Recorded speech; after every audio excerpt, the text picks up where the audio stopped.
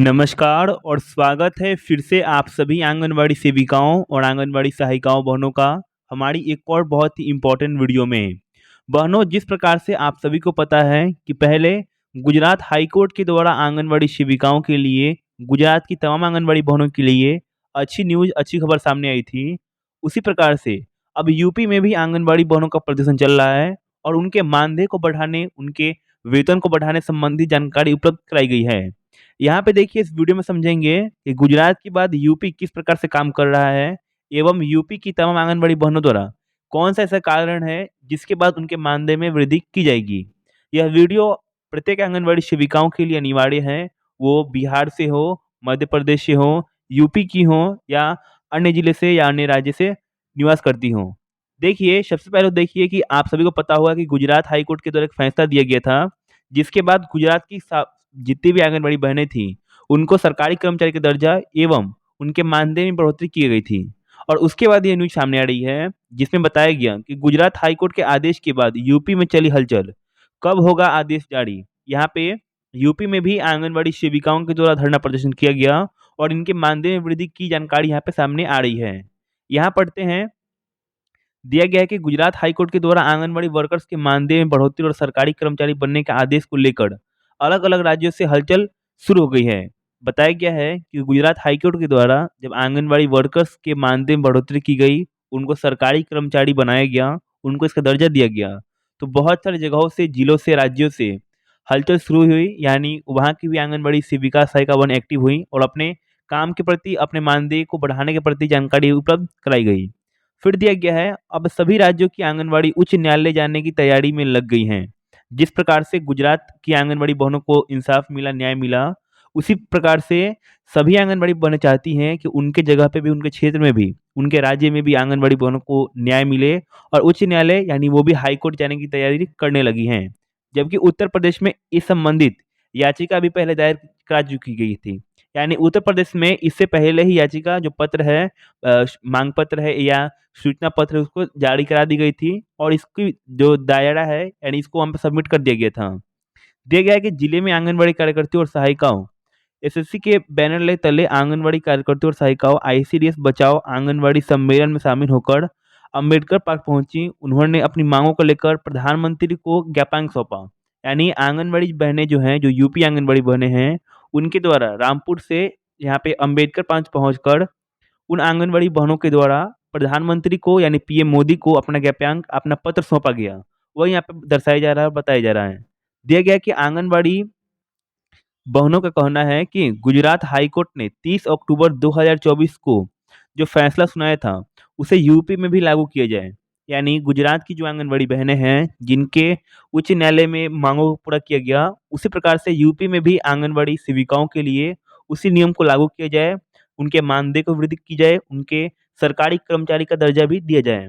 संगठन की प्रवेश एवं महासचिव शिशुपाल ने कहा कि केंद्र और प्रदेश की आंगनबाड़ी वर्कर्स का अपेक्षा कर रही हैं। यानी आंगनबाड़ी वर्कर्स, यानी आंगनबाड़ी सेविका सहायिका केंद्र के आदेश का इंतजार कर रही हैं। अगर गुजरात हाई कोर्ट के आदेश की बात करें तो क्या आंगनबाड़ी के पक्ष में दिए गए फैसले में अन्य राज्यों की आंगनबाड़ी वर्कर्स का इसका लाभ मिल सकता है? तो ये सच नहीं है। हर राज्य की अपनी अपनी हाई कोर्ट होती है, ये बात आंगनबाड़ी बहनों को पता है। प्रत्येक राज्य का जो अलग अलग हाई कोर्ट एवं स्टेट कोर्ट होता है, एवं दिया गया है कि किसी एक राज्य की हाई कोर्ट का फैसला अन्य राज्य लागू नहीं कर सकता। हालांकि आप सभी सेविकाएं बहनें एकजुट होकर अपने पत्र को, मांग पत्र को सौंप सकती है हाई कोर्ट में और अपनी जो भी मांगे हैं उसको न्यायपूर्वक रख सकती हैं। जिसके बाद जिस प्रकार से गुजरात में आंगनबाड़ी बहनों को न्याय मिला, उसी प्रकार से आप बिहार से हैं या किसी अन्य जगह से हैं, तो आपका भी न्याय मिलना चाहिए। वहीं यहाँ पे बताया गया है, लेकिन देश की सर्वोच्च न्यायालय का फैसला भी पूरे देश में लागू होता है। यहाँ पे जो सुप्रीम कोर्ट है, उसका फैसला ही पूरे भारत में, पूरे भारत की आंगनबाड़ी बहनों के लिए लागू होता है।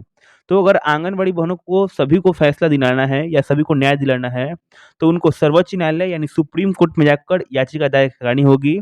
जिसके बाद एक ही बार में सभी आंगनबाड़ी बहनों का वेतन, वो हर एक जिले की हो, हर एक परियोजना की हो या किसी अन्य अन्य राज्य की हो, एक ही बार में उनके लिए पूरा फैसला लागू कर दिया जाएगा। हालांकि जो गुजरात वाला मामला सामने आया था, जिसमें आंगनबाड़ी बहनों के मानदेय को बढ़ाया गया, उनको सरकारी कर्मचारी का दर्जा दिया गया, उसी प्रकार से सभी आंगनबाड़ी बहनों को मिलके दिल्ली में जाके सर्वोच्च न्यायालय यानी सुप्रीम कोर्ट में इसी प्रकार से फैसला और पत्र देना चाहिए था, जिसके बाद उसी समय आंगनबाड़ी भवनों के पेमेंट और उनके सरकारी कर्मचारी दर्जा वाले काम को भी कर दिया जाता। आपकी क्या राय है नीचे कमेंट जरूर बताइएगा और आइए आगे देखते हैं। दिया गया है कि देश के अलग-अलग राज्यों में उपचुनाव का माहौल चल रहा है, जिसमें सत्ता पक्ष और विपक्ष लाभुक चुनाव वादे कर रहे हैं। यानी अभी जो राज्य एवं चुनाव का माहौल चल रहा है, इसी में बहुत सारे चुनावी वादे चल रहे हैं, जिसके हाल में देश के गृह मंत्री अमित शाह ने आंगनबाड़ी को लेकर महाराष्ट्र में बड़ा बयान दिया था, जिसमें अमित शाह ने कहा था कि महाराष्ट्र में चुनाव जीतने पर आंगनबाड़ी बहनों के पेमेंट को 15,000 रुपए तक किया जाएगा। यहाँ पे आप नोट कर सकती हैं कि आंगनबाड़ी का पेमेंट जो है यहाँ पे 15,000 रुपए करने की बात जो गृह मंत्री अमित शाह जी हैं उनके द्वारा की गई थी और यह जो है आंगनबाड़ी बहनों के पेमेंट मानदेय बढ़ोतरी के बारे में फैसला सुनाया गया था। ये जो है महाराष्ट्र की आंगनबाड़ी बहनों के लिए था। अगर महाराष्ट्र में बीजेपी की सरकार बनती है तो इस प्रकार से यहाँ पे मानदेय में वृद्धि की जाएगी। तो यहाँ पे बताया गया है। फिर अंत में दिया गया है कि जब अमित शाह ने सत्ता पक्ष के रूप में केंद्र सरकार एवं गृह मंत्री जो सिर्फ एक राज्य के नहीं पूरे देश के गृह मंत्री हैं, आंगनबाड़ी वर्कर्स के मानदेय बढ़ा सकते हैं, लेकिन उन्होंने सिर्फ चुनाव को देखते हुए एक ही राज्य को के लिए क्यों कहा? यहाँ पे क्वेश्चन ये बनता है, सही बात है यहाँ पे लिखा गया है कि जब अमित शाह सत्ता पक्ष के रूप में काम कर रहे हैं, वो सरकार है एवं गृह मंत्री हैं, जो एक राज्य की नहीं पूरे देश की आंगनबाड़ी बहनों के मानदेय को बढ़ा सकते हैं। लेकिन सिर्फ ये जानते हुए भी उन्होंने चुनाव में प्रति होने वाले इस काम के लिए इसको देखते हुए सिर्फ एक राज्य की मानदेय बढ़ाने की बात यहाँ पे कही है। वो चाहते तो पूरे जितने भी भारत है यहाँ जितने भी आंगनबाड़ी वर्कर्स हैं, जितने भी काम करती हैं, उन सभी के मानदेय को बढ़ा सकते हैं। लेकिन ऐसा नहीं किया गया। इसीलिए गुजरात के बाद अब यूपी में हलचल मची हुई है और यूपी की आंगनबाड़ी बहनों को जल्द से इंसाफ मिल सकता है, उनके मानदेय को लेकर, उनके बढ़ी हुई राशि को लेकर। अगर आप भी सभी सेविकाएँ बहनें एकजुट होकर एक्टिव रहती हैं, अपने पत्र को सौंपती हैं हाई कोर्ट में, सुप्रीम कोर्ट में, तो आपके भी मानदेय को 100% बढ़ाया जा सकता है। लेकिन इसमें सिर्फ 1 या 2 आंगनबाड़ी बहनों का साथ नहीं है, इसमें पूरे राज्य की आंगनबाड़ी बहनों को एकजुट होकर काम करना पड़ेगा।